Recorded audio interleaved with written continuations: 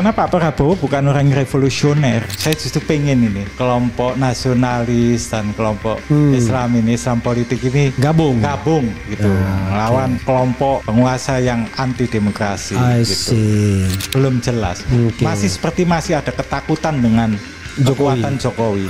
Atau mungkin juga karena beliau tahu di sekitarnya ini 17 menteri lebih termasuk Wamen dan sebagainya masih banyak orang-orangnya Jokowi, termasuk Kapolri juga masih orangnya Jokowi, dia belum berani mengambil sikap.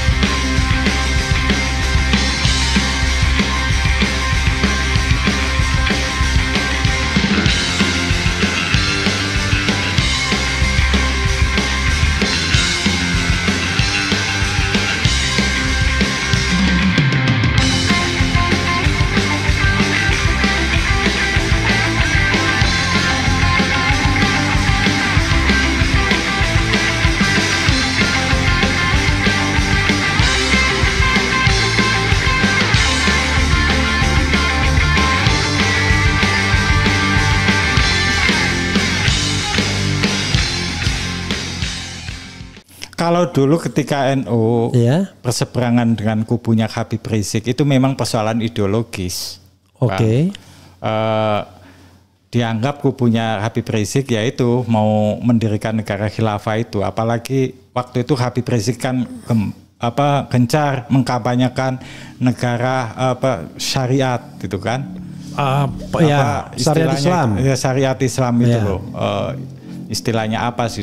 Negara sistem syariat gitulah kayak gitu ya. Itu khilafah nggak jauh beda dengan itu. Memang bertolak belakang dengan NU itu nggak bisa. Itu didamaikan kayak apapun persoalan ideologi itu nggak bisa. Kita banget tahu sendiri garis perjuangan NU yang sangat moderat, yang sangat mencintai NKRI dan mendukung penuh dulu founding father kita itu, bahkan sebelumnya Bung Karno menetapkan Pancasila itu kan juga sempat konsultasi ke Kiai Hasyim Asy'ari kan, pendiri NU itu. Nah kalau masalah itu tadi itu memang susah damai. Jadi masih pure lah waktu itu kontranya sama saya selesaikan Anies dianggap menjadi simbol kelompok 212 Habib Rizik. Nah sekarang NU kok beda kayak gitu ya itu. Sekarang biar kita tidak dikasih permen tuh, gitu, dikasih permen. Ya, biar saya tidak terlalu bias ke NU. Saya tanya begini aja, di Pilpres 2024, ya kan? Kenapa Anda lebih suka membela? Misalnya Anda sendirilah. Lebih suka membela Ganjar yang tidak ada track record agamanya, ketimbang Anies yang Anda anggap ekstrim, padahal Anies nggak ekstrim orangnya. Kan Anies kan mana ada ekstrim-ekstrimnya. Anies itu sangat barat, bahkan lebih barat dibandingkan Ganjar. Ganjar nggak pernah sekolah di Amerika, Anies 6 tahun di Amerika. Nggak mungkin Anies menjadi seorang yang ekstrim, radikal. Mungkin orangnya sangat modern minded dia cara berpikirnya. Bahkan Anies belum tentu loh mengenal ide-ide sosialisnya seperti Prabowo yang PSI bapaknya kan. Tapi Anda kok terus melabeli dia ekstrim. Dulu. Itu dulu. Nah di 2024 saya bilang kenapa Anda kok nggak padahal kan capable. 2024 saya belum pernah sekalipun menyerang Mas Anies lagi. Karena ada serangan baru. Iya sama sekali saya tidak. Jadi saya mendukung Mas Ganjar di 2024 Pilpres bukan berarti saya anti Anies. Salah itu. Bahkan tadi saya bilang kan tekad saya gitu, saya justru pengen ini kelompok kelompok nasionalis dan kelompok Islam politik ini gabung gitu, melawan kelompok penguasa yang anti demokrasi gitu. Itu pengennya gitu malah. Nah, saya lihat juga yang banyak berkolaborasi dengan saya, yang koordinasi pergerakannya dengan saya, visinya banyak yang sama. Itu juga teman-teman PDIP. Makanya saat itu saya mendukung Mas Ganjar gitu. Sangat Mas. Ya, nah sekarang pertanyaan saya adalah, ketika Anda melihat pemerintahan Prabowo Subianto, ya, gimana perasaan Anda? Ya masih belum serius Pak Prabowo ini mimpin ini.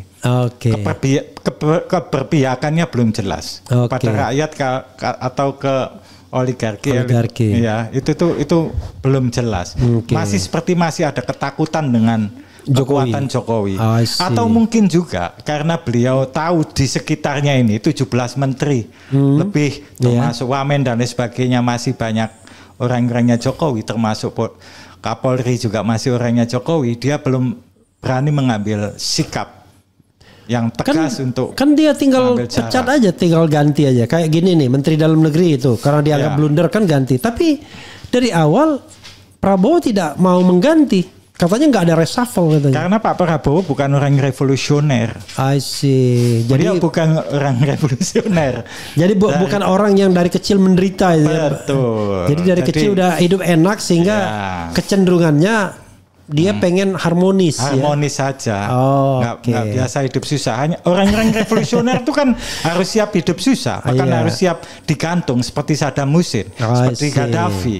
Walaupun dia pernah terusir dalam tanda kutip dari negara ini, tapi di Jordania jadi pengusaha dia. Iya, jadi pengusaha. Bukan hidup susah dia. Saya harap beliau juga mengingat jasanya Bu Mega yang mengajak beliau pulang ke Indonesia dulu. Itu gabunglah dengan kekuatannya Bu Mega. Loh, bukannya balik? Bukannya dibalik? Bukannya dibalik? Dibalik gimana? Bu Mega gabung sama Prabowo. Dia kan yang presidennya Prabowo sekarang. Iya, tetapi kekuatan civil society sekarang ini berada di tangan Bu Mega kebanyakan. Harus jujur, partai politik pemenang itu PDIP. Partai politik pendukungnya banyak di akar rumput gitu. Ya, yang selama ini yang berani berhadapan dengan Jokowi siapa? Kalau PDIP. Saya analisis, bisa nggak saya analisis begini? Memang pemenangnya itu PDIP karena akar rumputnya besar. Tapi sesungguhnya karena PDIP nggak diganggu. Kenapa? Karena targetnya Pilpres. Coba lihat, ada anomali kan? Harusnya yang juara pemilu itu harusnya Gerindra. Seperti SBY tahun 2009 kan? Menang SBY, menang pula Demokrat. Kan itu baru masuk akal kan? Tapi ini enggak. Tetap saja Gerindra nomor 3 padahal Prabowo menang. Anda merasa aneh nggak itu? Tapi ya sudahlah, karena Anda bukan pengamat ya kan? SBY tahun 2009 juga banyak melakukan kecurangan. Iya, karena itu dia menang kan? Iya, maksudnya, kecurangan. Maksud saya begini. Kalau PDIP dianggap melakukan kecurangan enggak, karena kan di bawah masih waktu itu Pilpres 2024 kan penguasanya presidennya Mas Jokowi. Justru poinnya adalah kecurangan itu hanya pada Pilpres saja. Tapi Pileg dibiarin. Itu makanya PDIP menang.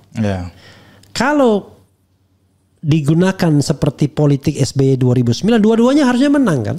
Harusnya Gerindra menang, Prabowo menang. Tapi kalau itu terjadi, orang bisa ngamuk. Akar rumput gitu loh. Jadi lebih berat. Padahal the mission yang paling utamanya adalah memenangkan presiden dulu kan, kan begitu. Karena kan distribusinya kan nggak masuk akal kan, kok tetap nomor 3, padahal pemenang gitu. Oke lah, itu soal lain lah ya, soal hitung-hitungan yang lain.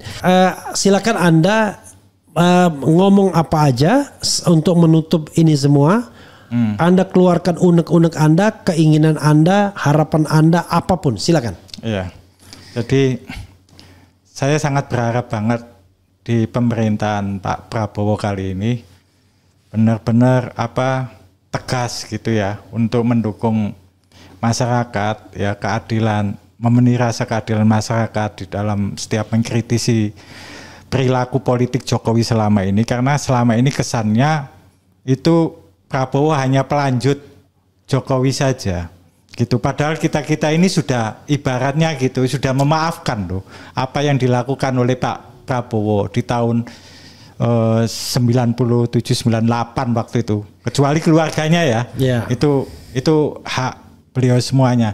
Kita itu sudah tidak terlalu mempersoalkan hal itu, kejahatan-kejahatan Pak Prabowo masa lalu, karena beliau sudah jadi presiden kan, dan itu juga kehendak rakyat juga gitu. Kehendak nggak mau kita harus mendukung pemerintah yang sah gitu. Nah, mbok ya kayak begini ini Pak Prabowo sadar gitu bahwa apalagi di usia beliau yang seperti sekarang kan, harusnya husnul khotimah lah. Mulai sekarang ini bersikap tegas pada bandit-bandit negara yang dikendalikan oleh ketua geng Solo gitu kan, Big Boss mafia Solo gitu. Harus mulai tegas kayak ngadepin mereka ini gitu. Berani mengeluarkan menteri-menterinya yang tidak qualified, yang tidak cakap bekerja dan sebagainya, dan terindikasi melakukan perbuatan-perbuatan pidana kriminal seperti judi online, kayak gitu ya, terlibat dalam mafia pertambangan dan sebagainya, itu dikeluarkan, diganti orang-orang yang lebih kompeten. Masyarakat itu kan banyak, ada Bang Refli Harun juga ini kan lebih kompeten gitu kan, banyak daripada beberapa menteri yang nggak berdaya seperti sekarang ini dan hanya dijadikan sebagai operator politik Jokowi saja. Nah, ini harus segera diperbaiki semuanya oleh Pak Prabowo gitu, supaya beliau mendapatkan dukungan penuh oleh masyarakat gitu, bukan hanya di atas kertas tapi sungguh-sungguh gitu ya, dapat dukungan dari mayoritas masyarakat. Itu karena kalau nggak begitu pemerintah nggak akan bisa efektif bekerja gitu. Apalagi sekarang di tengah ancaman dunia sekarang itu kan krisis dan terjadi perangan di beberapa negara, terakhir sekarang kan Iran lawan Israel gitu kan. Terus Rusia lawan Ukraina yang belum selesai dan sebagainya. Yang ini nanti bisa lama-lama memicu perang nuklir, perang dunia ketiga. Kalau kita nggak siap semuanya itu kacau. Semua negara-negara sibuk semuanya berhadapan dengan luar, rakyatnya juga gitu. Indonesia sibuk saling berantem masalah Jokowi saja. Dan Pak Prabowo seperti belum menyadari itu persoalan utama sekarang itu Jokowi ini diselesaikan dulu.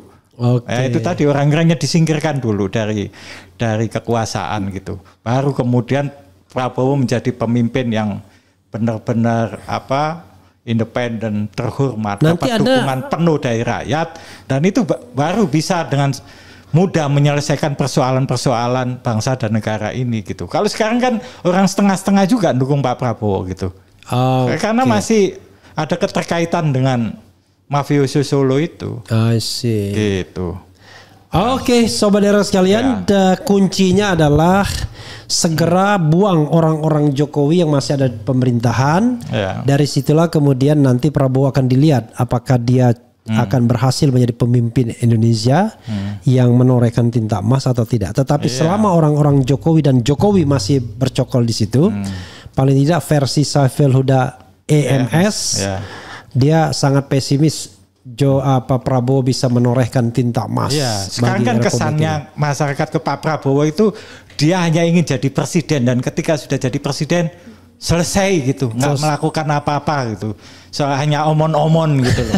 Yang seperti di kritiknya ke Anies dulu. Padahal sekarang beliau juga omon-omon. Nah, Pak Prabowo harus bisa membuktikan bahwa beliau ini bukan presiden omon-omon gitu. Tapi presiden yang benar-benar setia pada konstitusi, memihak pada rakyat dan sebagainya. Jadi mudah-mudahan Prabowo bukan presiden omon-omon, tapi presiden yang setia kepada rakyat. Dan menegakkan konstitusi, tidak melanggarnya.